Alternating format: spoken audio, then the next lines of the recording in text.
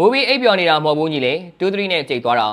အားလုံးပဲမင်္ဂလာပါများပြန်တော့ iMac Conscious ကိုနဲ့ Fiverr ရဲ့ Senior Agent ကနေပြန်လည်ကြိုးလိုက်ပါတယ်ပြန်တော့စီမှာဘောလုံးများကစားခြင်းနေဆိုရင်တော့အမန်က Fiverr မှာဆက်သွယ်ဆော်ကလာနိုင်ပါတယ်အဓိကအကြောင်းတွေကိုပြန်ပြောင်းပြောရင်သမိုင်းလန်နေဆိုပြီးညီလေးတို့ကပြောချလွန်တဲ့အတွက်ပူပူလေး2-3ဆိုတဲ့ရားလက်နဲ့အတူအနိုင်ပြလိုက်ပြီလို့ပဲဆိုကြပါတယ်စူလာအောင်မြင်မှုတွေအကြောင်းကိုပြောရတဲ့ညီလေးတို့ကမရဘူးတဲ့စူလာတွေအကြောင်းပြောတယ်ဆိုပြီးကိုကြီးအပေါ်စိတ်ကလေးကကောက်ချင်နေကြသေးတာဆိုတော့အဓိကစူလာတွေအကြောင်းကိုလည်းမပြောပြပဲမေးထားလိုက်ရပါတယ်အတေအကြောင်းတွေလည်းမပြောရဘူးတမိုင်းကိုလည်းမလန်ရဘူးဆိုပေမဲ့ပြီးခဲ့တဲ့ညကအကြောင်းလေးကိုတော့ပြန်ပြောခွင့်ရှိတယ်မလားလို့ပဲမေးလိုက်ချင်ပါတယ်ပြီးခဲ့တဲ့ညကစားခဲ့တဲ့ပွဲစဉ်မှာဆိုရင်တကယ်လို့ဘယ်လိုလုပ်သွားလဲဆိုတာအားလုံးလည်းမြင်တွေ့ခဲ့ကြပြီဖြစ်မှာပါပရီးမီးယားလိဂ်ချန်ပီယံဆုရယူမယ်လို့တော့ပြောတာပဲဒါပေမဲ့လည်းတကယ်နဲ့တွေ့တော့လဲထင်တယ်လို့လည်းမဟုတ်ပါဘူးဆိုပြီးပြောလောက်အောင်အင်ရှင်အာဆင်နယ်တင်းရဲ့စွမ်းဆောင်တွေကတကယ်လို့အတွက်တော့ထင်ကြီးကြလည်းမရှိပါဘူးကွာလို့ပြောရမလို့ဖြစ်နေကြတာပါမန်ချက်စတာယူနိုက်တက်အသင်းဟာဘယ်နေရာမှာအာဆင်နယ်အသင်းချက်မညံ့ခဲ့ကြဘူးလို့ဆရာမဖြစ်ပြီးပွဲချိန်အစပိုင်းအချိန်တွေမှာအာဆင်နယ်တို့အသာကြီးရယူပြီးကစားနိုင်ခဲ့ကြတယ်ဆိုပေမဲ့နောက်ပိုင်းပွဲချိန်တွေမှာတော့မန်ချက်စတာယူနိုက်တက်အသင်းကပဲလွှမ်းမိုးသွားခဲ့တာကိုမြင်တွေ့ခဲ့ရပါအာဆင်နယ်အသင်းကတော့မန်စီးတီးအသင်းနဲ့အမှတ်ကွာဟမှုကိုထပ်ပြီးကျင်းမြောင်းသွားခဲ့ပြန်ပြီလို့ဆရာမဖြစ်ပြီး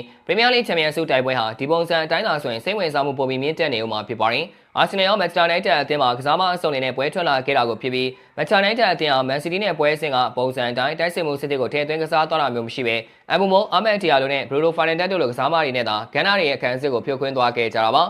ပွဲဆောင်မိနစ်30ကျော်မှာတင်အာဆင်နယ်တို့ဥဆောင်ကိုစတင်ရရှိသွားခဲ့ကြပြီးအဲဒီသွင်းကိုဟာမာဒီနဲ့ထိပြီးဂိုးဝင်သွားတယ်လို့ထင်မှတ်ခဲ့ကြပေမဲ့တကယ်တမ်းဂန်နာလောက်ခံလူတင်းမာတဲ့ထိကဂိုးဝင်သွားခဲ့တာဖြစ်ပါတယ်ဒါပေမဲ့လည်းဇွေမန်နေရဲ့လူပေးမမှုကနေအမ်မိုက United အတွက်အခြေပါကိုရောက်သွားခဲ့တာဖြစ်ပါတယ်။ဘရိုင်းမှာတစ်ဖက်တကိုးစီဖြစ်နေခဲ့ပေမဲ့ဒုတိယပိုင်းမှာတော့ Manchester United အတွက် Patrick Dogu က Bruno Fernandes နဲ့ 1-2 တွဲလုံးကနေဥဆောင်ကိုပြန်လည်ရောက်သွားခဲ့ပါတယ်။အဲဒီနောက် Arsenal အသင်းအတွက်မာရီနိုကဒုတိယမြောက်အခြေပါကိုရယူနိုင်ခဲ့ပေမဲ့ချက်ချင်းဆိုလို့ကွန်ညာကတကင်ကြီးတို့အတွက်တတိယမြောက်ဂိုးကိုရောက်က2-3 ဆိုတဲ့ရလက်နဲ့အတူတကင်ကြီးတို့ဟာ Emirates မှာနိုင်ပွဲရောက်ပြသွားခဲ့တာဖြစ်ပါတယ်။